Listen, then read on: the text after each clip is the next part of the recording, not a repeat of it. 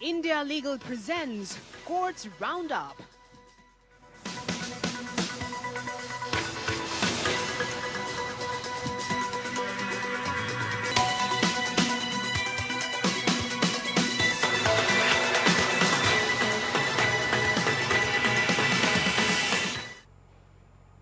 नमस्कार, आप देख रहे हैं हमारी खास पेशकश। मैं हूं आपके साथ नेहा दुबे। इस बुलेटिन में अगले आधे घंटे हम आपको कोर्ट से जुड़ी तमाम छोटी बड़ी खबरों से करवाएंगे रूबरू। कोर्ट की कार्रवाई और सुप्रीम कोर्ट से लेकर हाई कोर्ट और लो कोर्ट तक के फैसलों को रखेंगे आपके सामने। तो आइए शुरू करते courts roundup. India Legal presents Courts Roundup.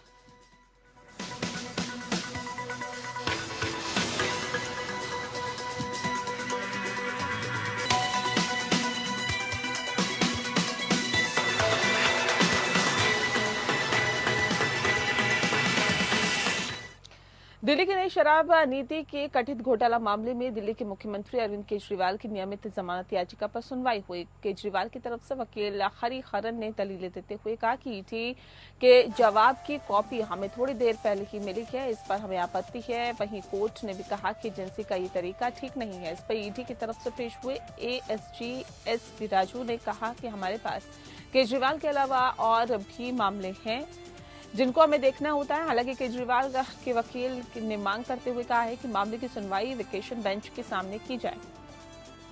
फिलहाल राउज एवेन्यू कोर्ट में मामले की अगली सुनवाई 14 जून को तय करती है और इससे पहले राउज एवेन्यू कोर्ट ने बुधवार को अरविंद केजरीवाल की जमानत और अंतरिम जमानत याचिका खारिज करते हुए टाइप 2 डायबिटीज को इतनी गंभीर बीमारी नहीं कहा जा सकता। इसके आधार पर अरविंद केजरीवाल को अंतरिम जमानत नहीं दी जा सकती। केजरीवाल द्वारा किए गए व्यापक प्रचार दौरे और संबंधित बैठकें कार्यक्रम जैसे कि बहस के दौरान उजागर हुआ है कि ये भी संकेत मिलते हैं कि वह किसी गंभीर या जीवन के लिए खतरा वाली बीमारी से पीड़ित नहीं है। कोर्ट ने कहा था कि आवेदक एक प्रत्याशित बीमारी के निदान के लिए अंतरिम जमानत चाहता है, जिसे प्रार्थना की गई है कि राहत के लिए एक वैध आधार नहीं कहा जा सकता है। आवेदक द्वारा मांगी गई राहत देने का कोई आधार नहीं बनता है, इसीलिए अंतरिम जमानत देने के लिए आवेदक की प्रार्थना अस्वीकार की जाती है। और ऐसे में कोर्ट ने ये भी आदेश दिया है कि आवेदक केजरीवाल द्वारा बताई गई बीमारियों की प्रकृति को ध्यान में रखते हुए अगर निदेशक एम्स नई दिल्ली द्वारा उचित समझा जाता है तो गठित किया जाता है। केजरीवाल की सेहत की जांच सुप्रीम कोर्ट के आदेश पर गठित मेडिकल बोर्ड करेगा। ये बोर्ड 22 अप्रैल के पहले के आदेश का अनुपालन करेगा। इसके अलावा बोर्ड आवेदक केजरीवाल की जांच भी करेगा और 3 दिनों के भीतर उचित समझे जाने वाले ऐसे नैदानिक परीक्षण निर्धारित करेगा। कोर्ट के आदेश के मुताबिक जेल अधिकारी ये सुनिश्चित करेंगे कि आवेदक के निर्धारित परीक्षण बिना किसी देरी के आयोजित किए जाए। परीक्षण रिपोर्ट प्राप्त होने पर मेडिकल बोर्ड आवश्यकता अनुसार आगे आवश्यक उपचार निर्धारित करेगा और जेल अधिकारी ये सुनिश्चित करेंगे कि मेडिकल बोर्ड द्वारा निर्धारित उपचार इसी अदालत को सूचित करते हुए आवेदक को तुरंत प्रदान किया जाए।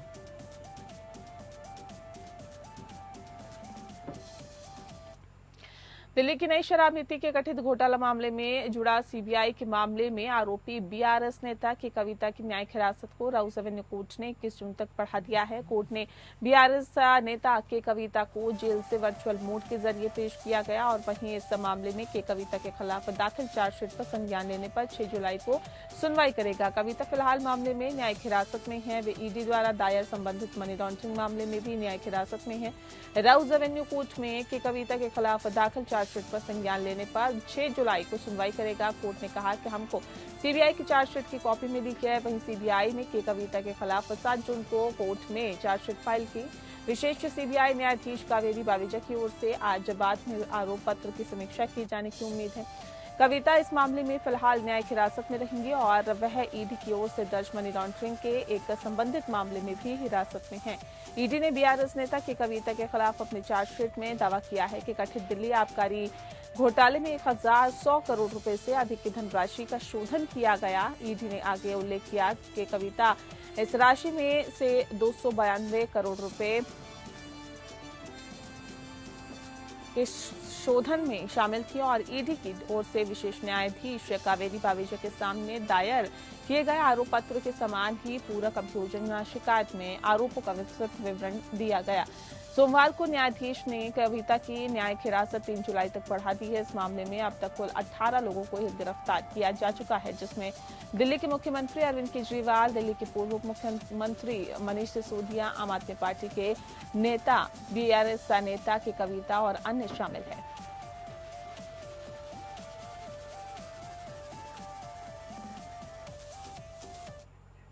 रेलवे की भूमि पर होर्डिंग्स के लिए मुंबई नगर निगम अधिनियम के कुछ प्रावधानों की प्रयोज्यता के संबंध में ग्रेटर मुंबई नगर निगम द्वारा दायर मामले में सुप्रीम कोर्ट ने मुंबई के अधिकारियों को निर्देश दिया कि वे सुनिश्चित करें कि मानसून के मौसम के आने पर शहर में होर्डिंग से संबंधित कोई अप्रिय घटना न हो। जस्टिस संजय कुमार और जस्टिस पीबी वराले की अवकाश पीठ ने मामले को अगले सप्ताह सूचीबद्ध किया, जिससे कि प्रतिवादियों को जवाब दाखिल करने का मौका मिल सके।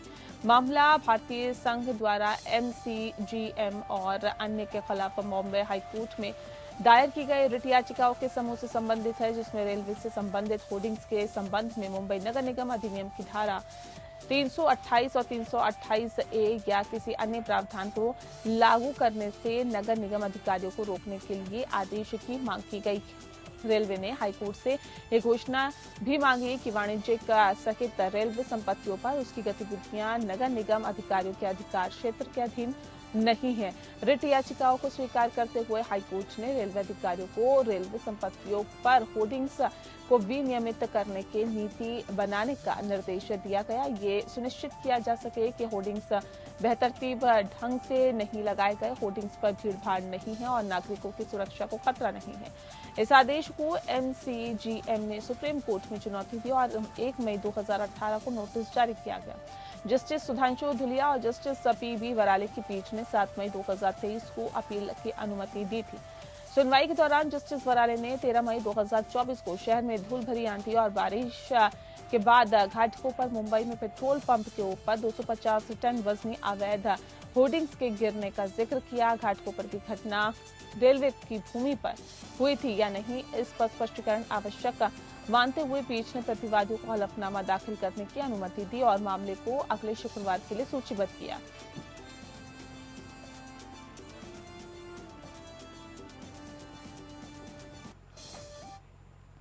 सुप्रीम कोर्ट ने दिल्ली उच्च न्यायालय द्वारा धन शोधन के एक आरोपी को डिफॉल्ट जमानत देते हुए स्थानीय अदालत के आदेश पर रोक बढ़ाने पर आपत्ति जताई। न्यायमूर्ति अरविंद कुमार और न्यायमूर्ति संदीप मेहता की अवकाश पीठ पर परविंदर सिंह खुराना को दी गई अवैधानिक जमानत को बहाल कर दिया।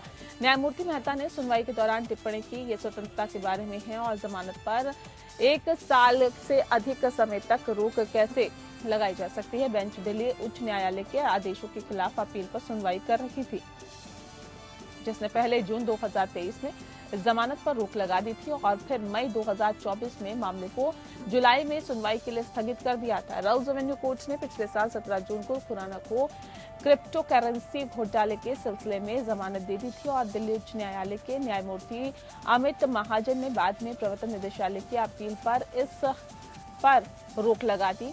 इस साल 22 मई को न्यायमूर्ति स्वर्णकांता शर्मा ने मामले की अगली सुनवाई 9 जुलाई को तय कर दी थी। गौर करने वाली बात यह है कि न्यायमूर्ति महाजन द्वारा 18 मार्च को मामले से खुद को अलग करने के बाद ये कदम उठाया गया था।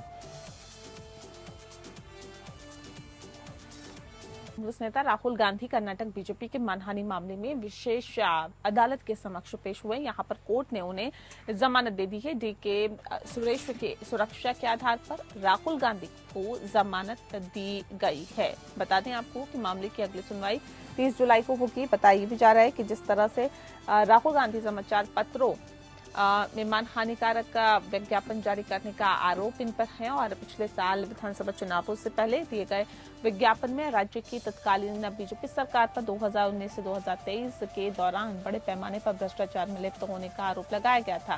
ताजा मामले के अनुसार पिछले साल कर्नाटक में विधानसभा चुनाव हुए थे और इस दौरान कांग्रेस ने तत्कालीन बीजेपी सरकार पर 2019 से 2023 के शासनकाल के दौरान बड़े पैमाने पर भ्रष्टाचार में लिप्त होने का आरोप लगाया था, जिसके बाद कर्नाटक भाजपा ने कांग्रेस नेता राहुल गांधी, मुख्यमंत्री सिद्धारमैया और उप मुख्यमंत्री डीके शिव कुमार के खिलाफ मानहानि मुकदमा दर्ज कराया और आरोप लगाया कि कांग्रेस के इन नेताओं ने तत्कालीन मुख्यमंत्री बसवराज बोम्मई समेत भाजपा नेताओं के खिलाफ मुख्य समाचार पत्रों में झूठे विज्ञापन दिए। सभी लोक निर्माण कार्यों में 40% कमीशन लेने का आरोप लगाते हुए कांग्रेस ने भ्रष्टाचार रेड कार्ड भी प्रकाशित कराया। वहीं राहुल गांधी ने अपने सोशल मीडिया अकाउंट एक्स पर भी अपमानजनक विज्ञापन पोस्ट किया। विशेष अदालत ने इस मामले में 1 जून को सिद्धारमैया और डीके शिव कुमार को जमानत दे दी थी और इससे पहले 23 मार्च 2023 को सूरत की सीजेएम कोर्ट ने राहुल गांधी को 2 साल की सजा सुनाई थी। उन्हें मोदी सरनेम को लेकर की गई टिप्पणी के कारण सजा सुनाई गई थी। अगले ही दिन 24 मार्च को लोकसभा सचिवालय ने उनकी सदस्यता जाने का आदेश जारी कर दिया। नियम के अनुसार अगर किसी सांसद या विधायक को 2 साल या इससे अधिक की सजा होती है तो उसकी सदस्यता चली जाती है। राहुल के साथ भी ऐसा हुआ। हालांकि बाद में राहुल को सुप्रीम कोर्ट से राहत मिल गई। अदालत ने उनकी सजा पर रोक लगा दी।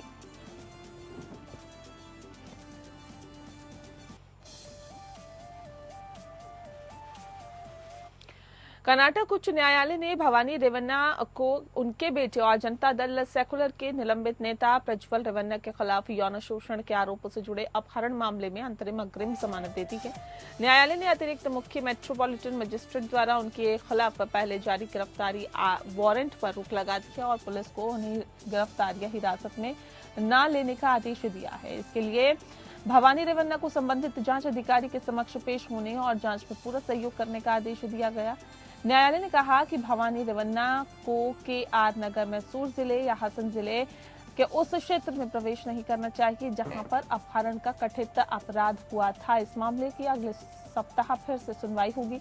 भवानी रेवन्ना पर एक महिला का अपहरण करने का आरोप है जिसका प्रज्वल रेवन्ना ने यौन उत्पीड़न किया था।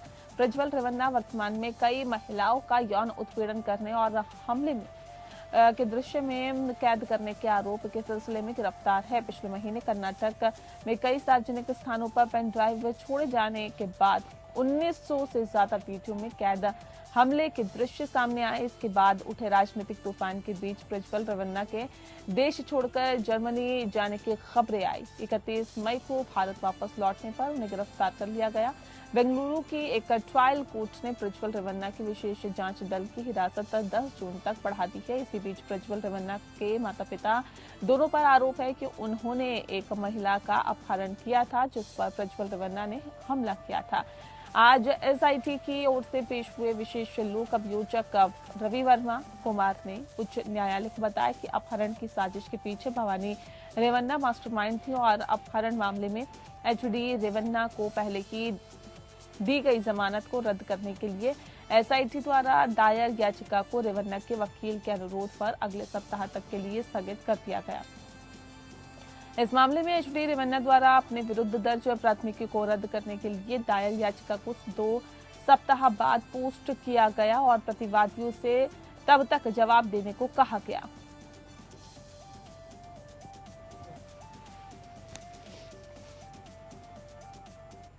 और अब आइए इंडिया लीगल के वेब रिपोर्टर से समझते हैं कि आपराधिक मामलों में हाईकोर्ट की राहत देने की क्या शक्तियां होती है।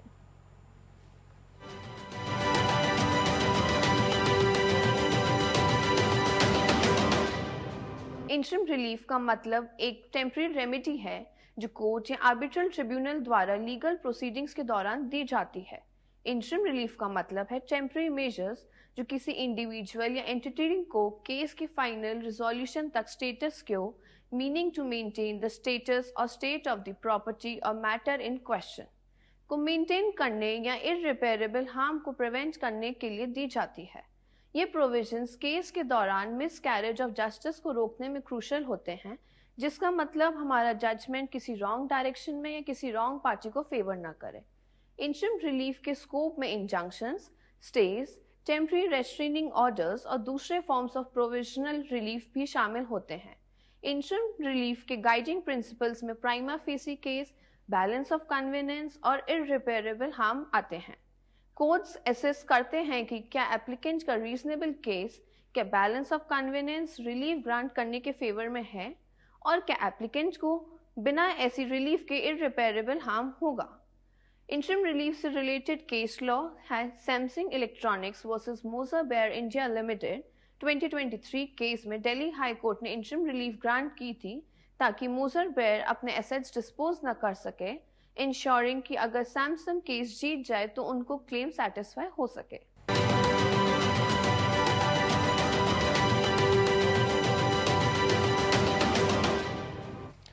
वहीं केरल हाईकोर्ट ने माना है कि किसी व्यक्ति के लिए बच्चे के पैतृक पितृत्व को चुनौती देना जायज नहीं है जब उसका आचरण साबित होता है। मामले के तथ्य ये हैं कि 2022 में याचिकाकर्ता ने डीएनए परीक्षण की मांग करते हुए फैमिली कोर्ट का दरवाजा खटखटाया था, जिसमें कहा गया था कि उसे नाबालिग बच्चे के पितृत्व पर उचित संदेह है। फैमिली कोर्ट ने पाया कि याचिकाकर्ता ने इस तथ्य को छिपाया कि उसने बच्चे की मां के साथ एक समझौता किया था जिसमें उसने पितृत्व को स्वीकार किया था। इस प्रकार इसने याचिकाकर्ता की डीएनए परीक्षण करने की प्रार्थना को खारिज कर दिया। इससे व्यथित होकर याचिकाकर्ता ने अनुच्छेद 227 के तहत हाई कोर्ट का दरवाजा खटखटाया और ये घोषित करने की मांग की कि वह नाबालिग बच्चे का पिता नहीं है। न्यायालय ने विंक्रले और बनाम किंग के मामले में आगे का भरोसा करते हुए कहा है कि स्टुपल द्वारा पितृत्व का सिद्धांत सार्वजनिक नीति पर आधारित था कि बच्चों को ये जानकर सुरक्षित होना चाहिए कि उनके माता पिता कौन, और न्यायालय ने बाल अधिकारों पर कन्वेंशन के अनुच्छेद 8 पर भरोसा करते हुए कहा कि राज्य को बच्चों की पारिवारिक पहचान और पारिवारिक संबंधों को संरक्षित करना है। वर्तमान मामले में बच्चे की मां याचिकाकर्ता पिता द्वारा संचालित एक स्कूल में शिक्षिका के रूप में काम कर रही थी। मां को याचिकाकर्ता के आवासीय घर में रखा गया था, जहां पर कथित तौर पर कई मौकों पर उसके साथ बलात्कार किया गया और जिसके बाद वह गर्भवती हो गई।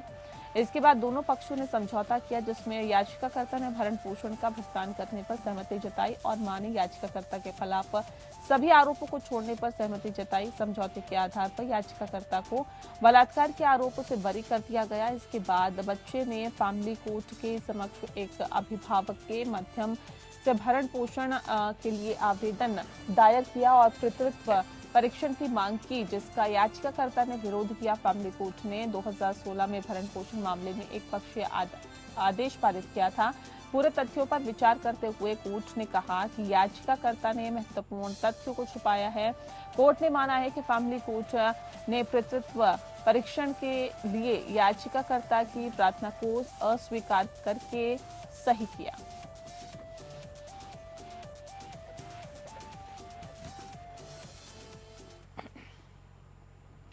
ये देखते हुए कि कम उम्र के बच्चे की गवाही खारिज करने का कोई कारण नहीं है, मध्य प्रदेश हाईकोर्ट ने हत्या के मामले की निचली अदालत द्वारा पारित दोष सिद्धि और सजा बरकरार रखी, जो 8 वर्षीय बच्चे के साक्ष्य पर आधारित है, जो एकमात्र प्रत्यक्षदर्शी है। जस्टिस विजय कुमार शुक्ला और जस्टिस हृदयेश की खंडपीठ ने कहा है कि एक बार जब कम उम्र के बच्चे द्वारा दी गई गवाही की गुणवत्ता और विश्वसनीयता अदालत द्वारा बारीकी से जांच के माध्यम से सुनिश्चित की जाती है, तो ऐसे साक्ष्य के आधार पर दोषी सिद्धि दर्ज की जा सकती है। न्यायालय ने बताया कि भारतीय साक्ष्य अधिनियम की धारा 118 में किसी गवाही को सक्षम मानने के लिए किसी विशेष आयु को निर्णायक कारक के रूप में उल्लेख नहीं किया गया है।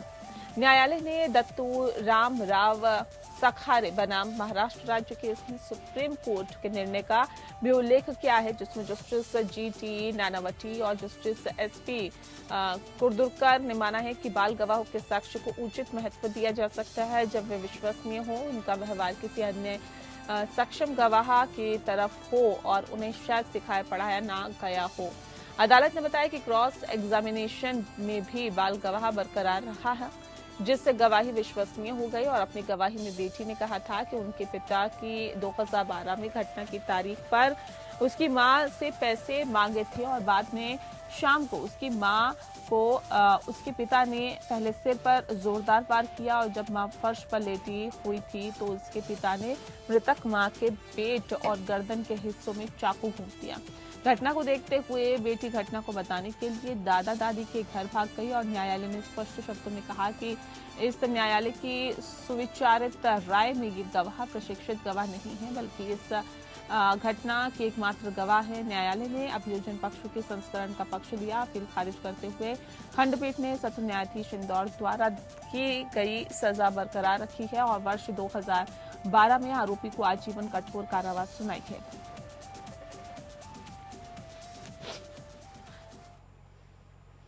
जमीन के बदले नौकरी देने के मामले में सीबीआई ने राउज एवेन्यू कोर्ट में फाइनल चार्जशीट दाखिल की है। सीबीआई ने इस मामले में 78 लोगों को आरोपी बनाया है। इसमें 38 कैंडिडेट्स और कुछ अधिकारियों को शामिल किया गया है। सीबीआई ने कहा है कि इन पर सेक्शन की मंजूरी का इंतजार है और उम्मीद है कि 6 जुलाई तक इस मामले में मंजूरी मिल जाएगी।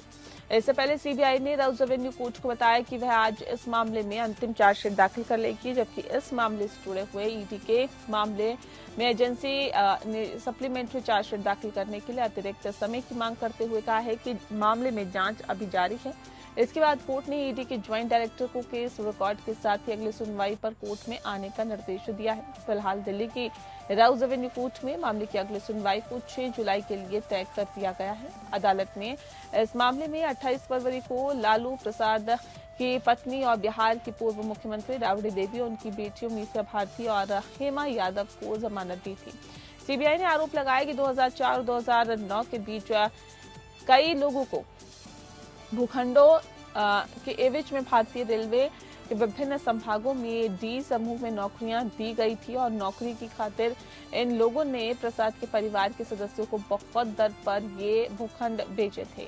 तब लालू प्रसाद संयुक्त प्रगतिशील गठबंधन यानी कि यूपीए की पहली सरकार में रेल मंत्री थे। प्रवर्तन निदेशालय भी गठित धन शोधन को लेकर इस मामले की जांच कर रहा है। और इसी के साथ फिलहाल इस बुलेटिन में इतना ही। नमस्कार। India Legal presents Courts Roundup.